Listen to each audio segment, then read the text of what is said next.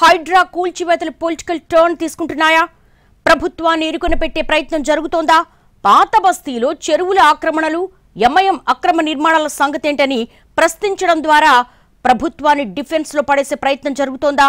అసలు కూల్చివేతలపై కాంగ్రెస్ పార్టీలో జరుగుతున్న చర్చ ఏంటి? తెలంగాణలో ఇప్పుడు హాట్ టాపిక్ హైడ్రా. హైదరాబాద్ లో చెరువు భూముల్ని ఆక్రమించి కట్టిన భవనాలను హైడ్రా వరుసబెట్టి కూల్చేస్తూ ఉండడం ప్రకంపనలు రేపుతోంది. ఇది రాజకీయ రంగు పులుముకుని రాష్ట్రమంతా చర్చనీయాంశంగా మారుతోంది. హైడ్రా ఎఫెక్ట్ ఎప్పుడు ఎవరి మీద ఎలా పడుతుందోనన్న చర్చ గట్టిగా జరుగుతోంది రాజకీయ వర్గాల్లో.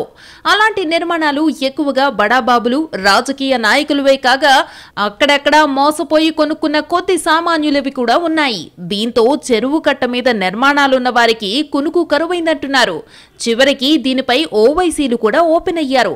మా మీద కక్షగట్టి నోటీసులిచ్చి మా విద్యా సంస్థల్ని కోల్చడానికి ప్రయత్నిస్తున్నారంటూ సీరియస్ అయ్యారు ఎంఐఎం ఎమ్మెల్యే అక్బరుద్దీన్ ఓవైసీ. ఒకవేళ కూల్చినా మళ్లీ కుతుబ్ మినార్ కంటే ఎత్తైన భవనాల్ని నిర్మిస్తామంటూ సవాల్ చేశారాయన. మా విద్యా సంస్థల్ని మూయించి మమ్మల్ని భయపెట్టాలనుకుంటే భయపడబోమన్నది ఎంఐఎం అధిష్టానం వెర్షన్. ఇక్కడే ఈ కూల్చివేత వ్యవహారం 100% పొలిటికల్ టర్న్ తీసుకుంది. ఓవైసీ స్టేట్మెంట్ ని అస్త్రంగా మలుచుకుంది తెలంగాణ బీజేపీ. హైడ్రాను స్వాగతిస్తున్నామని, అక్రమ నిర్మాణాలను కూల్చివేయాలని ఓవైపు చెబుతూనే ఆ కూల్చివేతలేవో పాత బస్తీ నుంచే, అది కూడా ఓవైసీల బిల్డింగ్ నుంచే మొదలు పెట్టమంటూ ట్విస్ట్ ఇచ్చింది కమలం పార్టీ. పాత బస్తీలో ఆక్రమణలకు గురైన చెరువుల సంగతి ఏంటన్నది కాషాయ పార్టీ క్వశ్చన్. సల్కం చెరువులో ఓవైసీలు అక్రమ నిర్మాణాలు చేశారని, దమ్ముంటే వాటిని కూలగొట్టమని సవాల్ చేస్తున్నారు.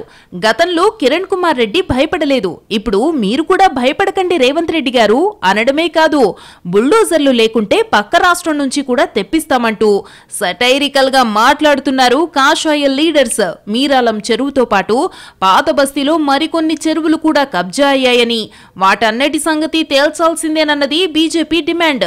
ఇలా ఓవరాల్ గా హైడ్రా చర్యల్ని సవాల్ చేసి పొలిటికల్ గా కాంగ్రెస్ ప్రభుత్వాన్ని ఇరుకున పెట్టడం, తమ లక్ష్యాన్ని నెరవేర్చుకోవడం అన్న రెండు పనుల్ని ఏకకాలంలో సాధించాలన్నది బీజేపీ ప్లాన్ గా రాజకీయ వర్గాల్లో చెప్పుకుంటున్నారు. హైడ్రా చిత్తశుద్ధితో పనిచేస్తే అక్కడ కూడా చర్యలు తీసుకోవాలని ఒత్తిడి తెచ్చి డిఫెన్స్ లో పడేసే ప్రయత్నం చేస్తోంది. ఎన్ కన్వెన్షన్ కూల్చివేత ఎంత సెన్సేషన్ అయిందో ఓల్డ్ సిటీ విషయంలో వెనక్కి తగ్గితే అంత మైనస్ అవుతుందన్నది కాషాయ పార్టీ అంచనాగా తెలుస్తోంది. అందుకే ఆ పాయింట్ నే ఒత్తిపట్టి ప్రభుత్వాన్ని ఇరుకున పెట్టే ప్రయత్నంలో ఉందంటున్నారు. ఇక అదే సమయంలో ఇటు అధికార పార్టీ వర్గాల్లో సైతం కూల్చివేతలపై రకరకాల చర్చలు జరుగుతున్నాయి. పార్టీలో చేరిన కొంతమంది నేతలకు కూడా ఎఫ్టీఎల్ పరిధిలో ఫామ్ హౌస్లు ఉన్నందున వాటిని వదిలేస్తే ఇప్పటి వరకు వచ్చిన పాజిటివ్ మొత్తం నెగిటివ్ అయ్యే ప్రమాదం ఉందని అంటున్నారు. దానికి సమాధానంగా ప్రభుత్వం వైపు నుంచి చాలా క్లియర్ గా ఉన్నామంటున్నారు. నిబంధనలకు విరుద్ధంగా ఉన్న ఎవరి నిర్మాణాలనైనా సరే వదిలే ప్రసక్తే లేదన్నట్టు తెలిసిందే. అందులో భాగంగానే పార్టీ హైకమాండ్ దగ్గర పలుకుబడి ఉన్న పళ్లంరాజు లాంటి సీనియర్ కాంగ్రెస్ లీడర్ నిర్మాణాలను సైతం కూల్చివేశామని చెబుతున్నారట. ఈ క్రమంలోనే ప్రభుత్వం మొదలుపెట్టిన ఉద్దేశం మంచిదే అయినా రాజకీయ ఒత్తిళ్లతో మధ్యలో ఆపేస్తే మొదటికే మోసం వస్తుందన్న చర్చ సైతం జరుగుతోంది కాంగ్రెస్ వర్గాల్లో. రేవంత్ రెడ్డి ప్రభుత్వానికి ప్రస్తుతం ఎంఐఎం అండగా నిలబడుతోంది.